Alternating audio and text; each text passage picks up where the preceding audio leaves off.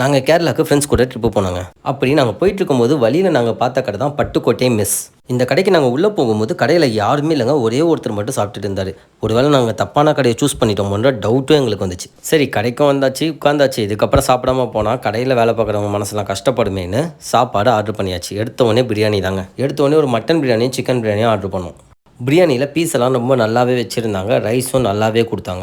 சாப்பாடுலாம் லைட்டாக விதையாக இருந்தாலும் டேஸ்ட்டு ரொம்ப நல்லா இருந்ததுங்க. அது மட்டும் இல்லாமல் பீஸு நல்லா வெந்தே இருந்தது. அதுக்கப்புறம் மீன் ஃப்ரை ஒன்று ஆர்டர் பண்ணோம். அந்த மீன் ஃப்ரை வரதுக்குள்ளே நாங்கள் சாப்பிட்டே முடிச்சாச்சுங்க. இன்னும் மீன் ஃப்ரை வரலை. அதுக்கப்புறம் நாங்கள் சும்மா இருப்போமா, சடனாக கோவம் ஆயிடுச்சு.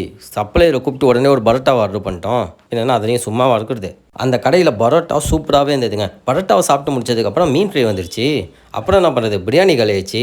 சரி, அந்த மீன் ஃப்ரைக்காக மறுபடியும் ஒரு பிரியாணி ஆர்டர் பண்ணி சாப்பிட்டு முடிச்சுட்டு கிளம்பிட்டோங்க கேரளாவுக்கு. நீங்களும் போகிற வழியில் பட்டுக்கோட்டை மெஸ்ஸை பார்த்துருக்கீங்களா, சாப்பிட்ருக்கீங்களான்னு கமெண்ட் செக்ஷனில் கமெண்ட் பண்ணுங்கள். அடுத்த வீடியோவில் பார்க்குறேன். பாய்.